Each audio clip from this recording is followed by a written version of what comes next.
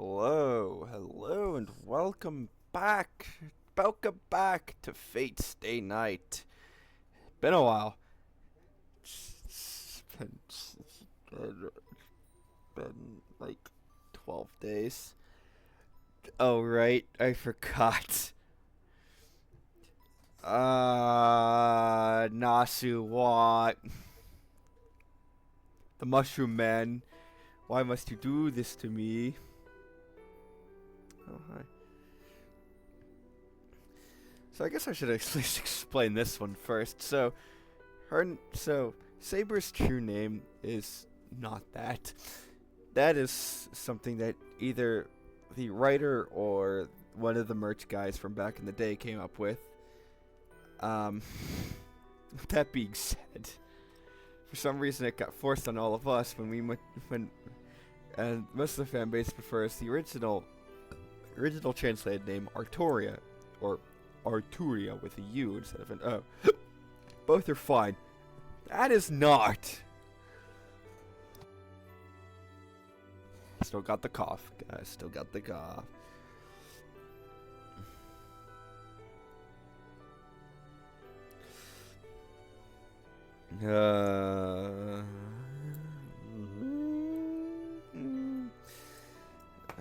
Artoria. That's the name she was given when she celebrated her coming of age. It was wartime. Again with the...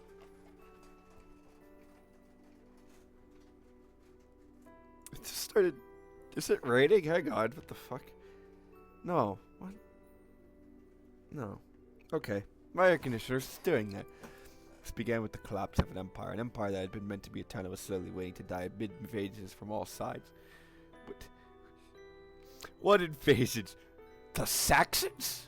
The Norse? In preparation for the many wars, the Empire deprived an island nation of its military. That is how it began. Having lost the Empire's protection, her nation had no choice but to become independent. Over time, it broke up into smaller nations. Oh, right. Rome leaving Britain. The invasions came again and again. The internal conflicts between clans spiraled out of control. Then came a long period of war, which would later come to be known as the Dark Ages. Not anymore! Not anymore! Today it's the Middle Ages. It is during this and by the way, that was only in Europe. If you go to Arabia, or the eastern, the actual bits of the Roman Empire that were still standing at the time, perfectly fine, nothing amiss. Because it is during this difficult time that she was born, heir to the throne. A long, tumultuous period of war. The king believed in a mage's prophecy, and so he eagerly awaited the birth of his worthy successor. But the child born to him was not the child he desired. His child wasn't male. Fated king or not, the child could not assume the throne unless they were a boy. Ah, male primogeniture. By the way, Artoria has a sister. You might know her. And yeah, no, she was also not eligible for this. So the girl was entrusted to the king's return and was raised as a knight. The king was saddened, but the mage delighted. One's sex had nothing to do with one's worthiness to become king. More than that, the mage was convinced that the girl's absence from the castle until the day of the prophecy was proof that she was the true king. So she grew up under the care of a simple and wise old knight as his adopted child and successor. The old knight did not believe in the mage's prophecy. He simply raised her to be a knight and hoped for her to continue growing because he felt something from her that reminded him very much of his own lords. But even without the knight's encouragement or intervention, the girl trained every day to become stronger than anyone else. If an alien country headed towards its own demise can only be saved by a king, the girl had sworn to wield her sword for that reason, and that reason alone, without anyone ever needing to tell her to do so. And then the prophesied day arrived. Knights and lords from around the nation gathered in hopes of being chosen to be king. If this was to be a contest to determine the best possible king, all assumed the selection would be made in a mounted joust. Instead, all that waited at the side of selection was a naked blade thrust into a stone. On the hilt of the sword, a glittering golden inscription read, "Whosoever putteth this sword from the stone is the rightful king of England." Many knights took their turn trying to draw the sword from the stone, but none were able to draw the sword from the stone, so the knights decided to compete in a joust as they had originally expected on arriving. This doesn't happen, but I think it's very funny. Is that someone in red armor shows up and just goes, "Mine!" and just walks away with it. Not canon. Doesn't happen. Very funny. And you will learn the identity of this person in red armor soon enough. No, it is not the Roman. The girl was not yet a knight, and so could not participate in the joust. She approached the stone of selection, which sat largely abandoned, its appeal having long since faded, and reached for the sword's hilt. She did not hesitate.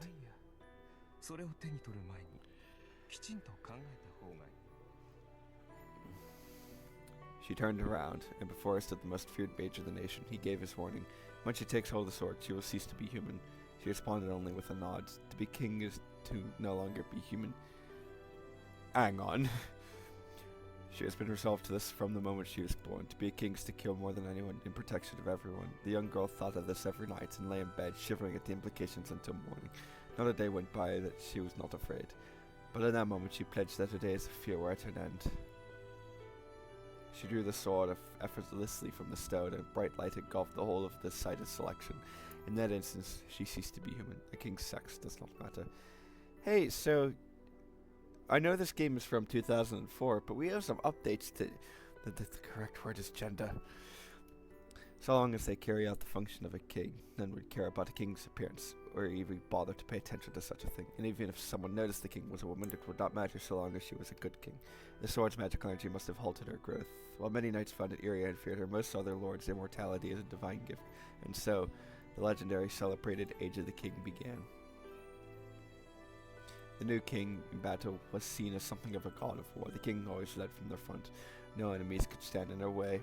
Artoria, the god of battle, hailed as a dragon incarnate, she knew no defeat. In 10 years she fought 12 battles and never once lost. In those days her chief duty as king was on the battlefield. Not once did she turn back. Not once was she disgraced. She was raised to kingship and fulfilled her obligations without hesitation.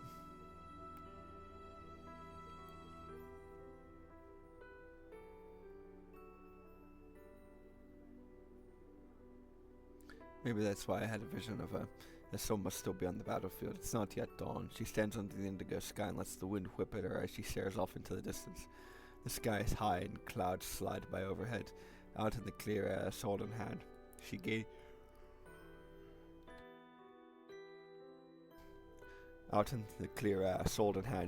at the great army she's about to confront. That image of her won't leave me. It's burned into my mind now. She and her sword are one. The sword from the stone which chose the king. The brilliance of the sword that determined her fate is also her brilliance. But I tilt my head and wonder at the stream. That sword isn't the one she holds. It's similar but different. The sword she holds now isn't the one she used last night. But if that's the case, what happened to that incredible sword?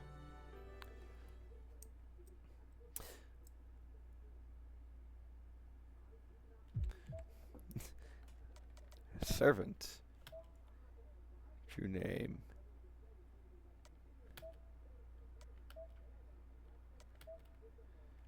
Here the Wing King. And that. Oh, Excalibur, thank you. What do you mean your true name still isn't known? Oh, maybe I should have waited for that. When I wake from my dream, I find myself in my own room. It's bright outside. I must have come back to my room last night. I wanted to make a decision, then fall asleep while I was watching over Saber. That was a dream? It was a strange dream. What I saw, I had no way of knowing any of that. That wasn't the Saber I know. Is it even possible for me to dream of such a thing? Well, that Saber was definitely different from the one Saber had. I racked my brain. Saber's identity had been unclear. Honestly, I still can't get my head around who she really is. Saber. My yawn sounded like a slide whistle. Saber is Saber. I can't change the way I act around her, and I don't think Saber would want that in any case. But she looked incredible. She looked really cool with that sword last night, but she looked good with the sword in my dreams too. It'd be fair to say I was in awe. The sword last night and the sword from my dream seemed to have left one hell of an impression on me. I guess I've got a thing for swords.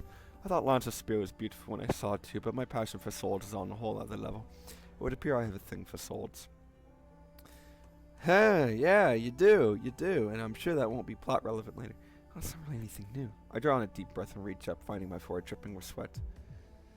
It sure is hot here. I wipe the sweat from my forehead. It's winter, but my body feels flushed. I don't know why, but it feels like my blood is getting hotter, and it's unsettling.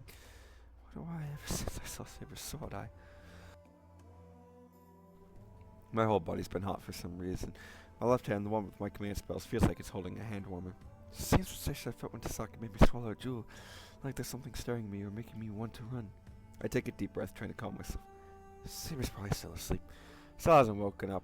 It looks like she's stabilizing. Her breathing is even. That pain look she had last night is smoothed over. Saber is sleeping peacefully.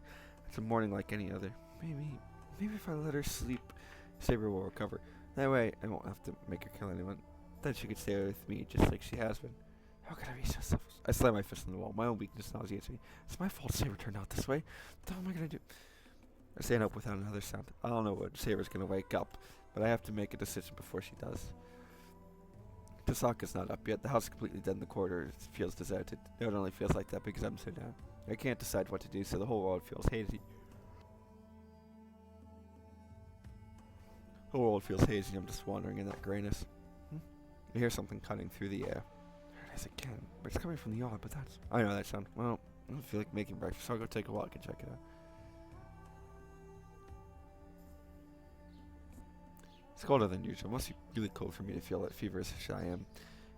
It looks like it even might snow. It's coming from the shed. The sound of something slicing through the air reaches me at regular intervals. As I cross the yard, my breath misses the air. I find him in front of the shed. Given how unsurprised I am to find him, I guess I figured he'd be here. He must have been shooting his arrows. The moment Archer sees me, he lowers his bow in displeasure. It's dangerous. Don't shoot arrows in my house. What are you going to do if you hit one once? Something.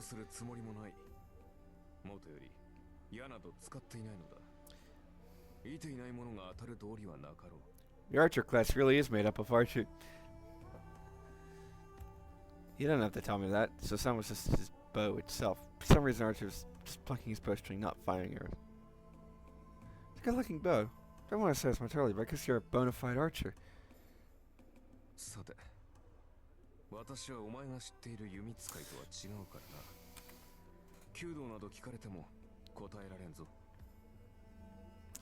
You know what the words...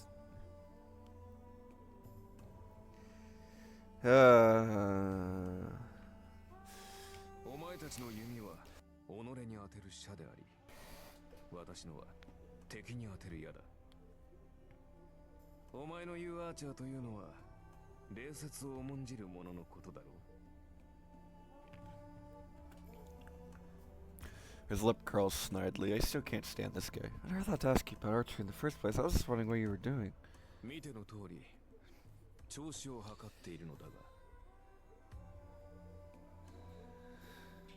Saber につけられた傷も癒えた。いつまでも見張り役というわけにもいくまい。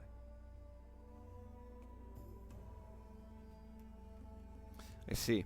So as soon as happy, that means Tasaka will get back into the fight. I turn on my heel. Tasaka and Archer are going to rejoin the battle. I need to make a decision. Do I need to go somewhere I can think of it? 斬新という言葉があるな。Huh? ことを済ませた後に保つ間のことだ。私の弓術とお前の弓道で唯一共通しているものはそれだけなのだ。Not about fucking rage quit if my mic was off that time. I don't know, I was for a lecture on the 8 stages of shooting. まあ聞け。矢を放った後、体は自然と場に止まるという。それを斬新というそうだな。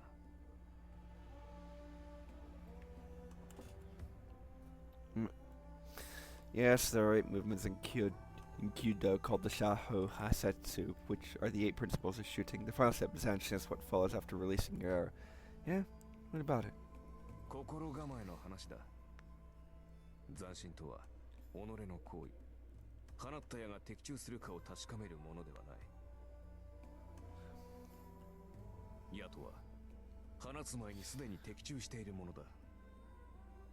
射手は自らのイメージ通りに指を離す。ならば、当たるか当たらぬかなど確認する必要はない。射の前に当たらぬと思えば当たらぬし、当たると思えば当たっているのだから。It's absurd. No matter how much you might think a shot will hit, some shots won't. If all they had to do is think it will hit, everyone would hit every shot every time. そうかな。少なくともお前は100発100中だろ。He catches me off guard there. I mean, he's right, but まあそんな話はどうでもいい。言いたいことは一つだけだ。斬新とは矢が当たるかどうかを見極めるものではない。放った矢がどのような結果になるかなど分かりきったことだからな。ならば、斬新とは、その結果を受け入れるための心構えではなかったか。I know that. You're telling me I need to follow through to the very end. そういうことだ。セイバーのことは聞いた。彼女がこのような状態になるのは初めから分かっていたことだろう。魔力の提供もなしで戦っていればいつかは消える。それはもう決まっていたことだ。ならば all that's left is to accept the result. He's telling me that no matter what I decide, no matter what it does to Saber, all I can do is see it through. I turn my back to Archer. This time I'm going to be this one leaf Archering. それともう一つ気がついていないようだから教えておこう。 His voice comes from behind me. セイバーはな、宝具を使えば自分が消えると分かっていたはずだ。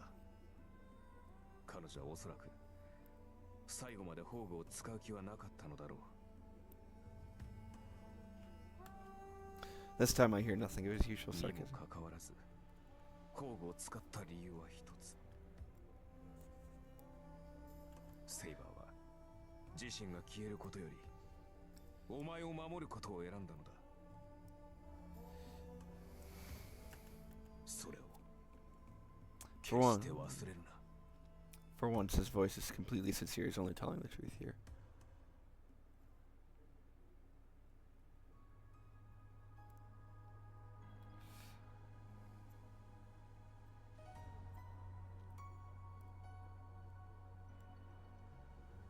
The park is empty as usual, maybe because it's chillier than usual. There's hardly anyone out. It looks like I'm the only one walking around right now. I slumped down onto... Well, I came here to be alone. Now that I'm here, I should think of what to do next. I can't put my decision off any longer. If I want to defeat the other masters and end this Holy Grail war, I need Saber. And that's not what this is about, though. I just don't want to lose Saber. But that means I'd have to have Saber attack people like Ryder did.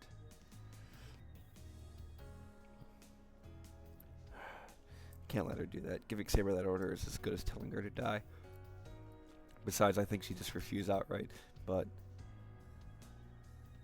when my hand slumps down, I see my left hand. 2 command spells left. If I use one, I could force Saber to obey me even if she refuses. I bite my lip and shake the thought off. It's ridiculous. Time slips by me as I sit on the bench. I have no idea how long I remain sitting there, but just as my fingers start to tremble from the cold.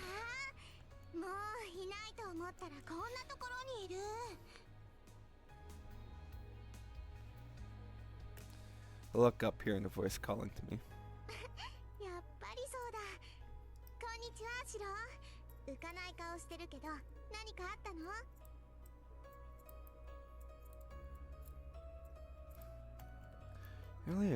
Ilya, did you come all the way here by yourself again? It's not safe. You never know where masters are lurking.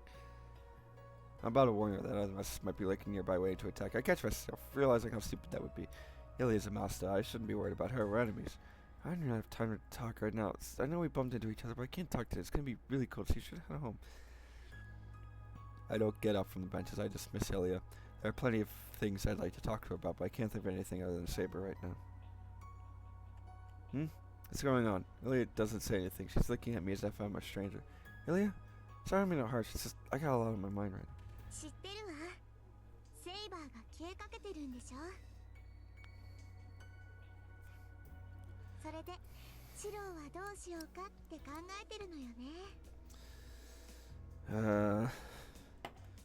Just out of nowhere, Ilya's voice has gotten so cold and detached. Ilya?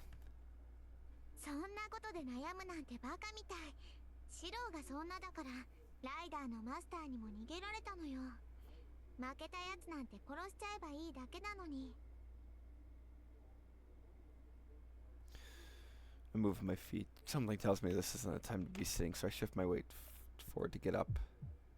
but my body doesn't move as if I'm entranced by Ilya.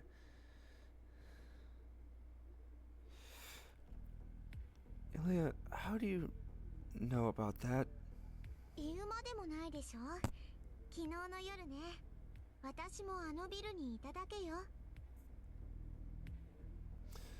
もっとも、さすがにビルの中で様子を見てるしかなかったけど。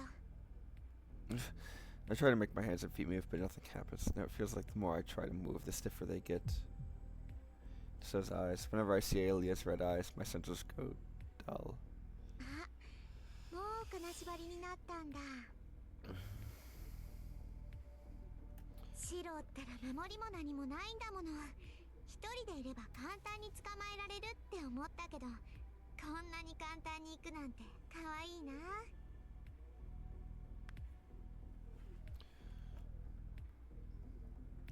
Ilya, you... 無駄だよお兄ちゃん。そうなったらもう動けないわ。もうじき声も出なくなるけど、心配しなくていいよ。私もね、今日はお話をしに来たわけじゃないもの。Ilya's eyes blaze over with murderous intent. This is the Ilya as I saw her the other night, berserk as master. Do you plan to kill me right here? I grit my teeth and gather all my strength. My fingers won't so much as budge. It's like Ilya stares frozen every nerve in my body. だってもうマスターでいてもしょうがないでしょ。セイバーが消えたらシローは一人きりだもの。いつまでもマスターにさせてられないわ。戦う手段がなくなったシローなんて簡単に殺せるんだから。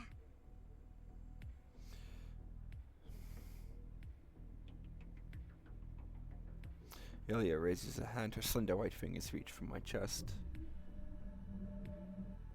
他の人に殺される前に見つけられてよかった。それじゃあ、おやすみなさい、お兄ちゃん。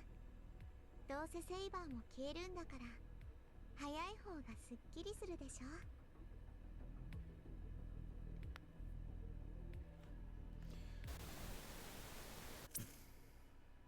My vision fades, my limbs have gone completely numb, and now I can't see either. How long have I been stuck in this darkness? Before I can figure out whether I'm alive or dead, I lose consciousness.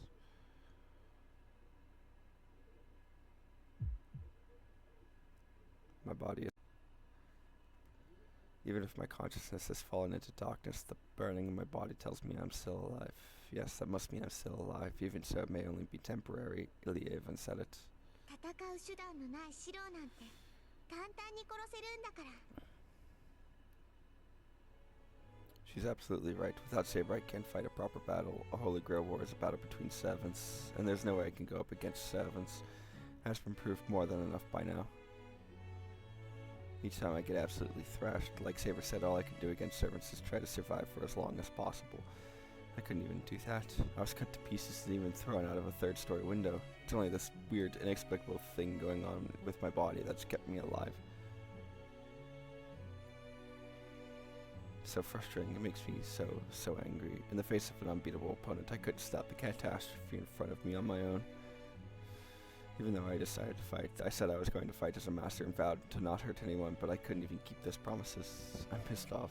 The champions of justice I strived to emulate when I was young always had to win, or there would be no point.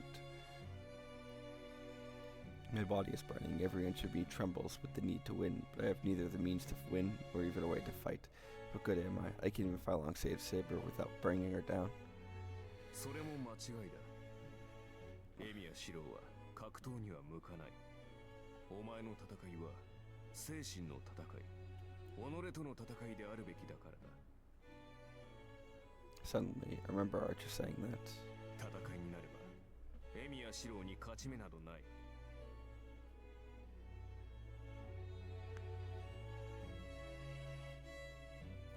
お前のスキルでは何をやってもサーバントには通じない。 I know that. I've certainly been reminded more than enough. ならばせめてイメージしろ。現実で叶わない相手なら想像の中で勝て。自身が勝てないのなら勝てるものを幻想しろ。You don't have to remind me. I can only win in my own head, but what can I imagine that would ever help me win? I can't imagine beating Sevens.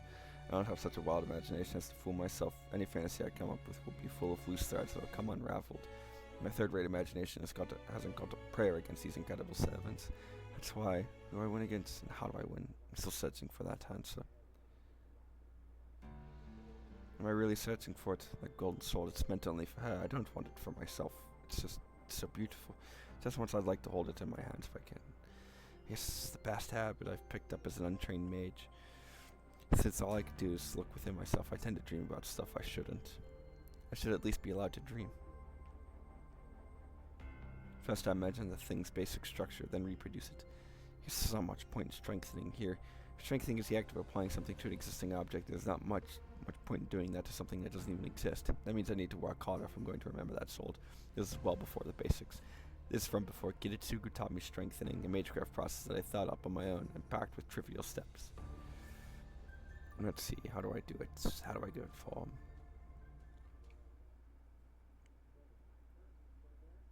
When I come to, I have no idea where I am. Where am I?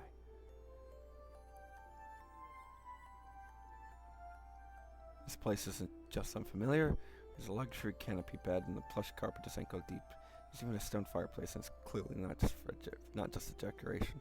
When I initially type for wallpaper, I realize on inspection there's actually patterns engraved in the wall. I've gotten used to fancy decorations like the ones in Shinji's mansion, but there's just something else entirely. It's a little embarrassing to say this out loud, but this place is like a castle from a fairy tale. My vision blurs, my body feels strangely heavy. Maybe I'm having circulation problems or something. I feel like I might fall back asleep if I relax even a little. What the hell? Oh, whoopsie. I try to get my clouded mind working. Alright, Ilya paralyzed me and I just passed out. Ilya's captured me. There's nobody in the room. My body feels heavy, but now it's so bad that I can't even lift a finger like before. If I really work at it, I might be able to lift an arm. The hell? I'm tied up. My drowsy mind suddenly jolts to full alertness. I realize I'm in danger, so study my surroundings carefully. I'm in a chair. My hands are bound behind my back. My wrists are just tied with rope. It's not as bad as I imagined, but I still can't move. My body is weirdly tingling, and I can't get up with my arms tied behind me. I wonder how long I've been here. No clock here. Nothing in here to tell me what time it is. There's a window behind me. I try to turn and get a look, but the curtains are closed, so I can't see outside. All I can say for sure is that the sun sets. I ran into it in the morning, so it's been at least half a day. I don't have time for this. I have no idea where I am, but I need to get back to Saber as fast as I can. Saber's in a weakened state. I can't be even more of a burden to her by letting something like this happen.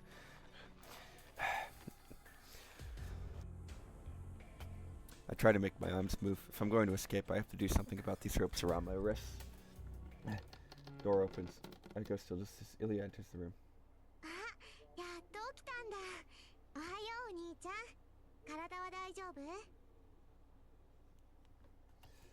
Ilya's not acting at all like she had earlier. The coldness in her eyes is gone. She's back to acting like the cheerful girl she'd been at the park the other day.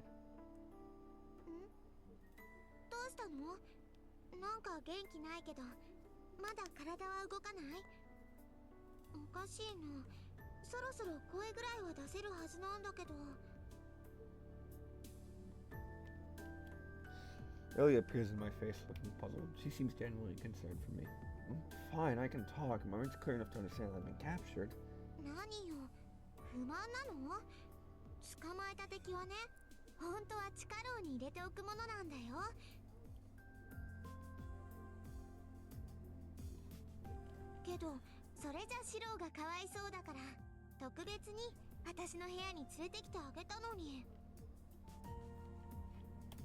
I don't know if that's good or bad, but at least I understand what's going on a little better. I'm getting a clear picture of what happened. I've been captured, and this is where you live. I speak flatly, not trying to kill my emotions. Until I understand what's happening here, I just need to listen.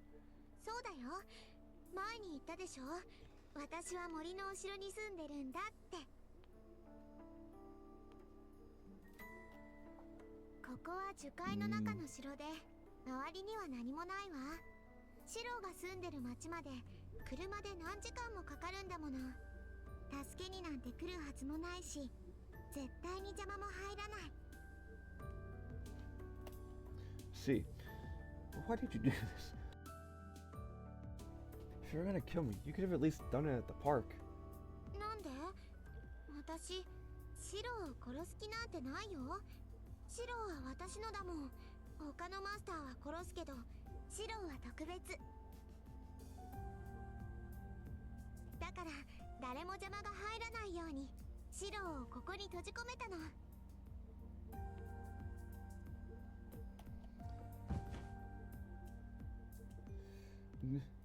I find myself recoiling. It's the first look we've had for the man since the prologue. Kind of. Asterisk. Ilya pushes her face closer to me, ignoring my agitation. What are you...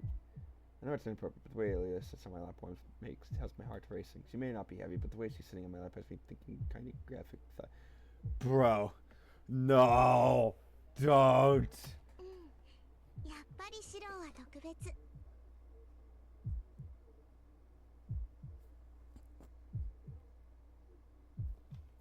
ねえ、私のサーバントになってみない？シローが私のサーバントになってくれるなら、もう殺さなくて済むわ。シローがうんって言ってくれれば、それでシローだけは助けてあげるよ。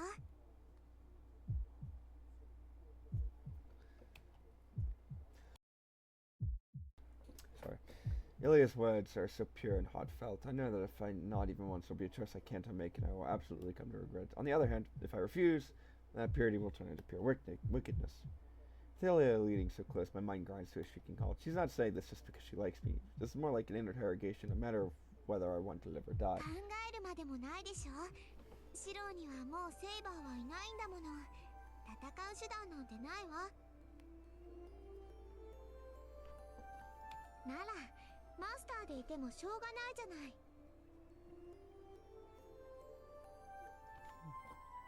No, Saber hasn't disappeared yet, and I'm not gonna let it happen.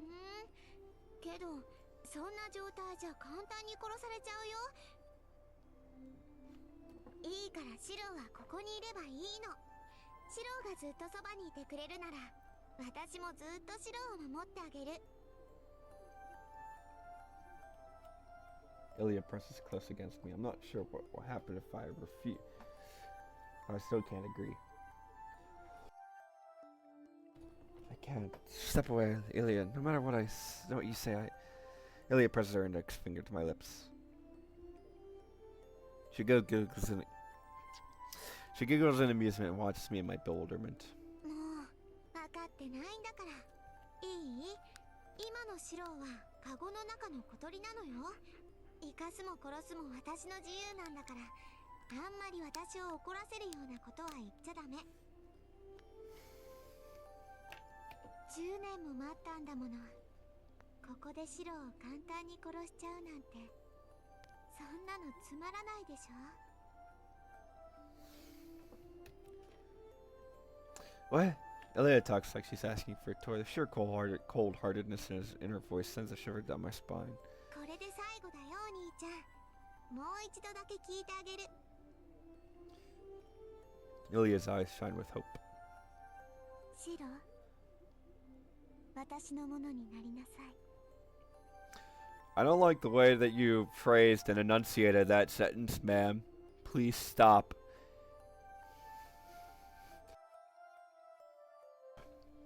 Ilya's tone is bewitching and Brooke's no refusal. And that is where I'll end this one for today, because this is a good stopping point and reasons. With that being said, I will see you all next time. Goodbye.